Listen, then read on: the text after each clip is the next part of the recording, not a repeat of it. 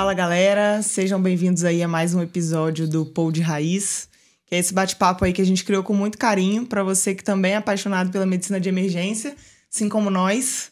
Hoje aqui comigo tá o Leonardo Goltara, que é chefe da residência da qual eu faço parte.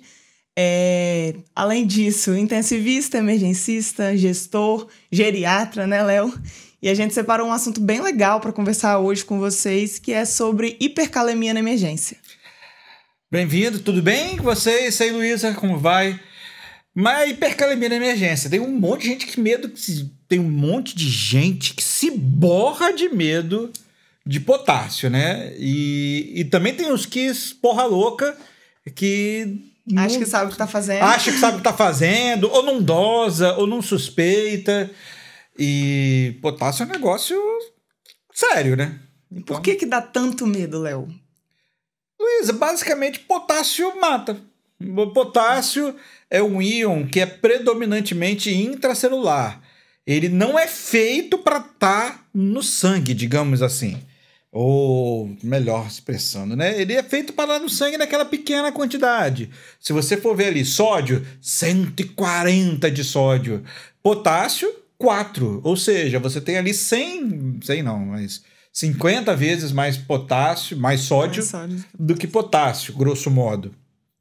Então, assim, quando você tem uma pequena alteração, se você tiver uma alteração de 2 pontos no sódio, de 3 pontos no sódio, se o sódio vai de 140 para 143, isso não quer dizer grandes coisas, mas os mesmos 3 pontos de potássio, que ele vai de 5 para 8, é problemático. E como é que o potássio mata? Como é que o potássio lesa? Eu costumo dar uma dica, essa é importante.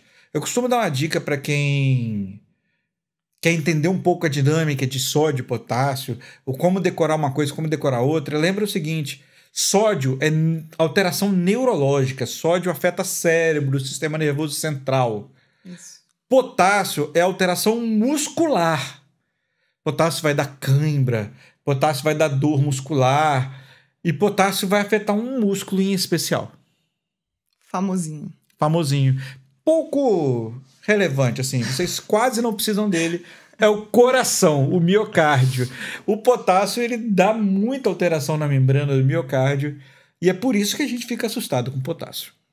Exatamente. Temos que tomar bastante cuidado, né, na emergência, assim, porque é um distúrbio muito prevalente. Ontem mesmo estava de plantão lá tratando uma hipercalemia. E aí, para falar um pouquinho aqui para vocês, até para a gente poder se guiar melhor nos plantões, né? Como é que foi a hipercalemia de ontem? Então, a minha hipercalemia foi um paciente que entrou lá no PS pra gente. Ele já tinha sido acompanhado por médica, que atendeu ele na porta. Foi um achado, basicamente, porque ele não tinha sintomas. Isso também pode acontecer, né? Não é esse diagnóstico florido de um paciente que chega muito sintomático para você. E às vezes é um achado num exame que você solicitou ali no PS. E o meu foi esse quadro. Ele tinha um potássio ali de 6,6. Não tinha outras alterações no exame físico. E a gente foi corrigindo esse potássio aí, acompanhando o eletro, né? Acompanhando isso aí que a gente vai falar mais para frente, que é cuidando desse coração, né? Exatamente. Protegendo o coração das alterações do potássio. Mas ainda bem que tinha gente para ver, né? Exatamente. Foi quando passa desapercebido, né? Porque também é muito comum. Então, a gente precisa ficar atento nesse diagnóstico. E aí, como que a gente diagnostica isso na emergência, Léo? Bom, primeira coisa, como você bem disse, lembrar que o potássio ele tem um alto grau de manifestações assintomáticas.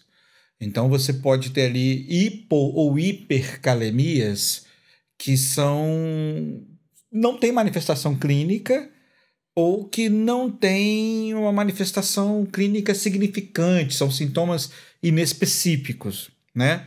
Eu dizia e repito que a principal alteração de potássio, se você quer lembrar assim para ficar fácil de lembra, potássio é igual a músculo. E aí você vai ter alterações de músculos esqueléticos, como câimbras, dores, astenias, você pode ter mioclonias, e você vai ter alterações de músculos cardíacos, bradiarritmias, taquiarritmias, extrasístoles ventriculares, alterações de onda P, alterações de onda P de pato, T de tatu. Você pode ter diversas alterações e, em casos extremos, até alterações de segmento ST e até parada cardíaca, né? Se você for lembrar lá do protocolo dos 5Hs e 5Ts das causas reversíveis de PCR, você vai ver que a alteração do potássio está lá, é um dos Hs. Então, a gente precisa ter um alto grau de suspeita clínica em pacientes que estejam sob risco e que tenham algum tipo desses sintomas, como câimbras, extrasístoles, palpitações. A gente tem que ver isso. Isso aí, assim, essa questão do diagnóstico é mesmo a gente identificar a hipercalemia, solicitando o laboratório ali, a gente vai identificar o valor de potássio, geralmente gira em torno ali de 3,5 até 5, 5,5, né? E aí eles subdividem até a hipercalemia em leve, moderada e grave, mas eu acho que o importante pra gente é identificar essa hipercalemia, cuidar desse paciente clinicamente, né? Cuidar desse coração para poder investir no manejo, né? E aí, assim, essa dúvida surge também no pronto-socorro e é muito comum eles virem até o emergencista para poder ajudar, né? Olha, encontrei um potássio de 6,6, e aí, vou corrigir ou não? Quando corrigir esse potássio? Cãibra é extremamente incômodo para o paciente, mas ninguém morre de cãibra. Astenia também, fraqueza também, miofasciculações, mioclonias também. Mas o que realmente mata são as alterações cardíacas. Então, a primeira tomada de decisão, se você corrige ou não corrige, e com qual velocidade você corrige, é feita rodando um eletrocardiograma. A gente tem uma frase na nossa residência que eu já implementei, todo mundo repete: um copo d'água e um eletrocardiograma não se negam para ninguém. Para ninguém, gente. Para ninguém. Pensou, tropeçou na área. Será que eu devo fazer um... A gente falou isso no outro episódio. Exames, toda vez que eu penso, será que eu devo fazer? Deve fazer. Pensou no eletro... pediu. Pensou, pediu. Pensou no eletro, pediu o eletro. Sempre. Pensou, pediu. Pensou, pediu. Pensou, pediu. E nas alterações de potássio, pensou, pediu. Alterações de potássio que sejam menores do que 6,5 não costumam dar muita alteração eletrocardiográfica, mas pode acontecer. Porque o principal risco do potássio não é só o seu valor absoluto, mas sim a velocidade com que ele subiu e a velocidade com que ele caiu. Isso é mais preocupante quando a gente fala de hipo e hipercalemia do que exatamente o valor numérico que o potássio está.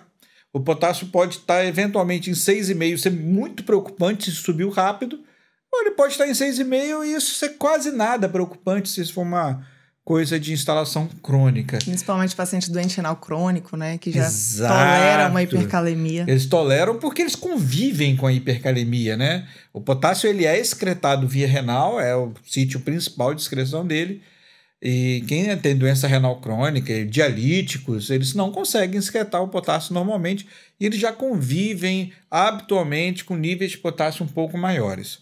Então, quando suspeitar e o quão que a gente deve se preocupar, resumindo é isso. Suspeitar, sempre que você tiver queixas musculares, lembrando que músculo é esquelético, mas músculo também é cardíaco, e o grau de preocupação, você precisa levar em conta basicamente 3 itens.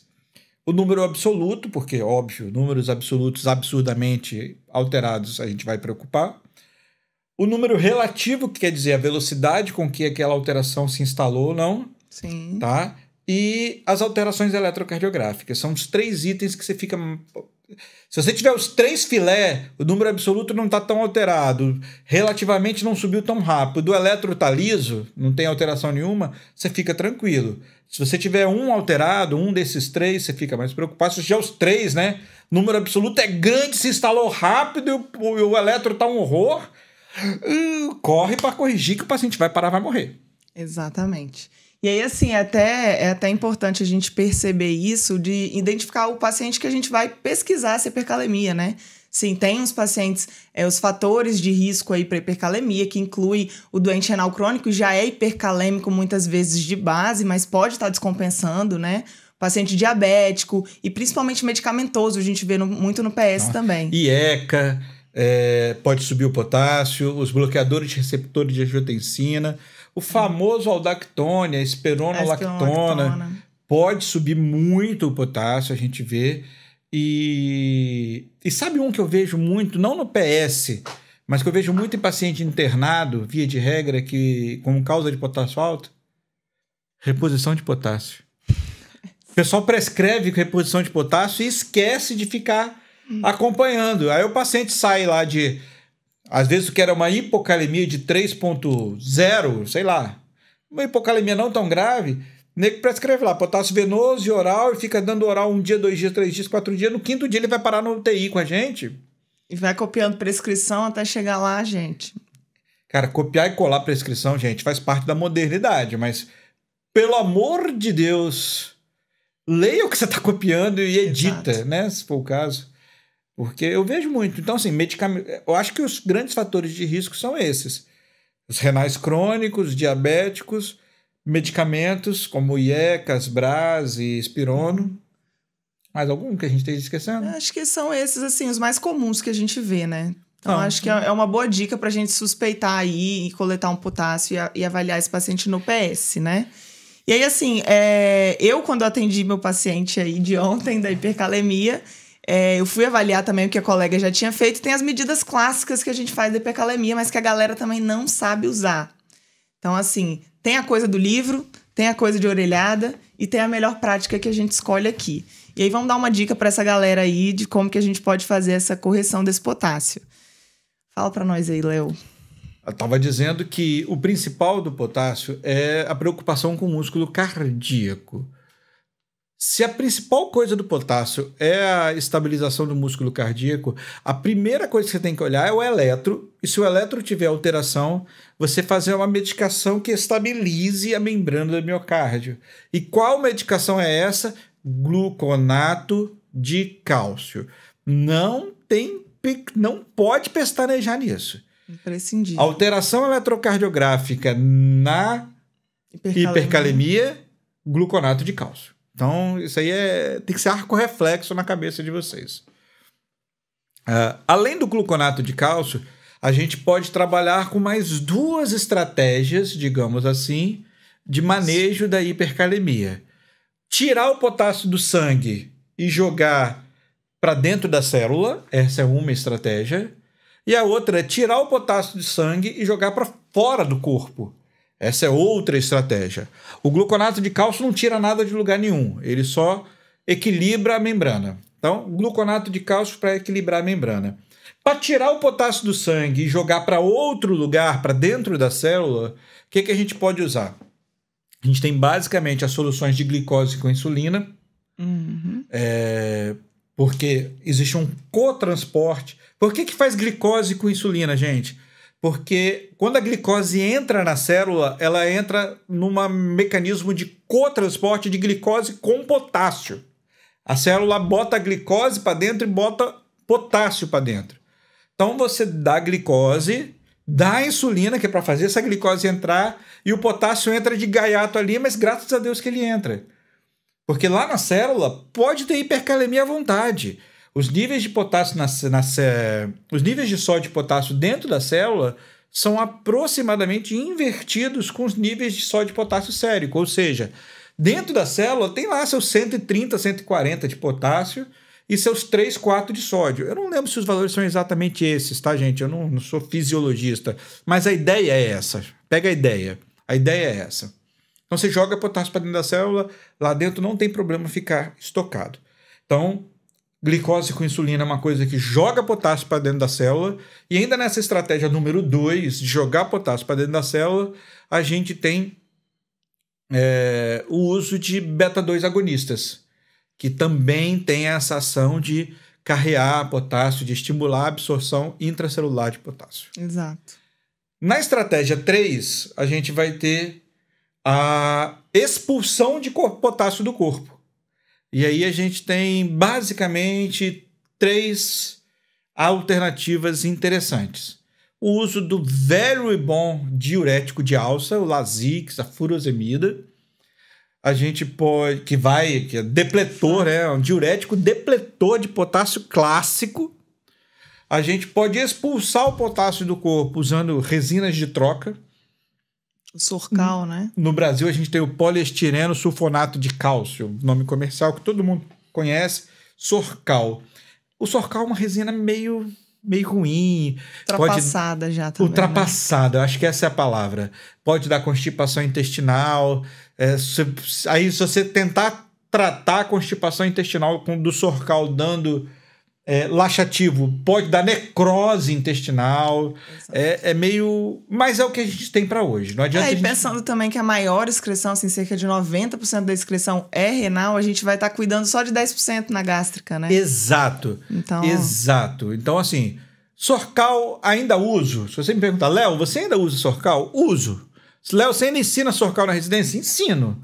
Mas por falta de uma melhor resina de troca.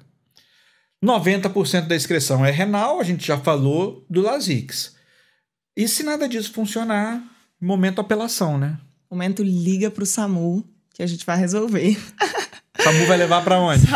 SAMU vai levar para onde tenha diálise, né? O momento, você vai lá entra com os gamers antigos, né? Você bota password lá, o hackzinho, apela, você fica invencível, você vai dialisar. Porque se você já fez gluconato, Lasix, Sorcal, glicinsulina, beta-2 agonista, tudo, e o potássio continua alto e o eletrocardiograma continua alterado, isso chama-se hipercalemia refratária. E hipercalemia refratária, pessoal, é indicação absoluta de hemodiálise de urgência. É para pegar esse paciente e dialisar, seja no seu serviço. Se não tiver no seu serviço, é para ligar para o SAMU, ligar para o Pai Noel, para o Coelhinho da Páscoa, prefeito, regulador, diretor do hospital. Liga para o inferno, mas dialisa esse paciente, porque hipercalemia refratária, as medidas que a gente acabou de citar, é indicação de diálise e é fator de risco importante para PCR e morte.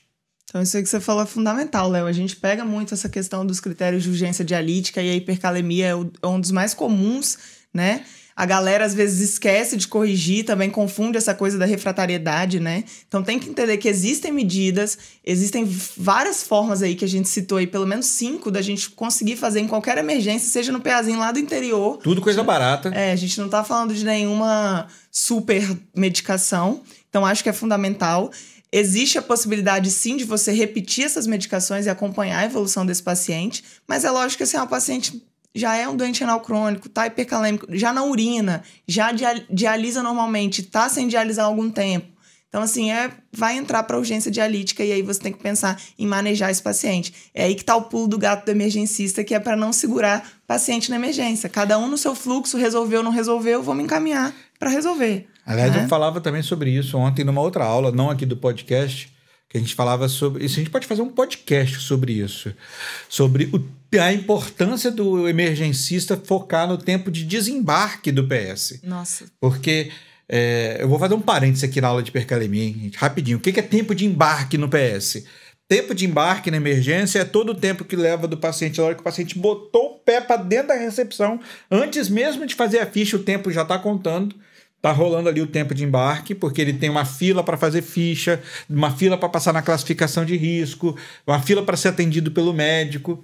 Se o médico pedir um exame laboratorial, ele tem a fila do laboratório para colher o sangue, depois colher o sangue, vai entrar na fila do bioquímico para ser processado o sangue, depois entra na fila do técnico de laboratório que vai digitar o resultado que o bioquímico apurou, depois vai entrar na fila para ser reavaliado pelo médico original. Os milhares de retornos. Né? É um retorno interno, porque esse paciente está ali dentro do seu repouso, né? Digamos assim, você tem que ficar reavaliando. Ele entra uma série de filas e todas essas filas somadas é o que a gente chama de tempo de embarque.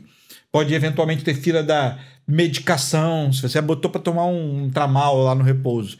Tem a fila da medicação, a fila da reavaliação após medicação, depois tem a fila da imagem, se pediu imagem, enfim. Todas essas filas são um tempo de embarque. E um dos segredos de ter plantão sempre tranquilo, eu falava essa aula recentemente, é você encurtar o tempo de embarque, ou seja, se acelerar o desembarque do paciente. Seja o desembarque do PS rumo ao ambulatório ou rumo à internação, seja em enfermaria, seja em UTI. O emergencista, tendo essa visão aguçada de identificar rapidamente quem vai para a hemodiálise, por exemplo, para voltar no tema do podcast, para a gente fechar o parênteses e voltar no tema do nosso episódio, se a gente identifica isso rápido, já indica rápido a diálise, já transfere rápido, você também, além de fazer bem para o paciente, você está cuidando adequadamente do seu plantão, da sua equipe, do seu setor. Então, isso é fundamental. O seu descanso, da sua qualidade de vida. Exato. É isso, é saber gerir um plantão, fazendo o melhor para o paciente, fazendo o melhor pro serviço, né? Tem muita gente que fala que está cansado de dar plantão, mas ele gera problemas para si mesmo no plantão toda vez que ele pede um hemograma sem necessidade. Bota um sorinho para correr. Paciente tomando sorinho no PS, paciente tomando medicação venosa sem necessidade. A pessoa gera problemas para si mesmo. Fica caotizando o próprio plantão e depois fala, meu Deus... Que plantão caótico. Que plantão caótico. Plantão Essa vida pesado. não dá para mim. Essa vida não é para mim. É isso. Mas é isso, gente. Eu acho que, assim, hipercalemia é prevalente, é grave, pode dar vários problemas aí. O desfecho pior que a gente falou, que é a parada cardiorrespiratória. Então, tem que ficar atento, tem que saber os pacientes para pesquisar e tem que saber a mãozinha lá dos manejos que a gente tem para fazer no PS, né? 3 estratégias. Estabilizar o miocárdio, expulsar o potássio para fora do corpo ou expulsar o potássio para dentro da célula. Lembra disso que você organiza o seu raciocínio e vai conseguir decifrar melhor na hora do vamos ver. E é isso, galera. Espero ter ajudado, espero que esse bate-papo aí sirvam para vocês aplicarem essas medidas melhor aí no seu plantão e deixar o plantão mais tranquilo, né, Léo? Meu objetivo é sempre esse. Todo plantão é tranquilo. Não é sorte, é técnica. É isso que a gente tenta passar aqui no Pod Raiz, na residência, nos nossos materiais todos. É isso. É isso. Obrigada, galera. Tchau, Valeu. tchau.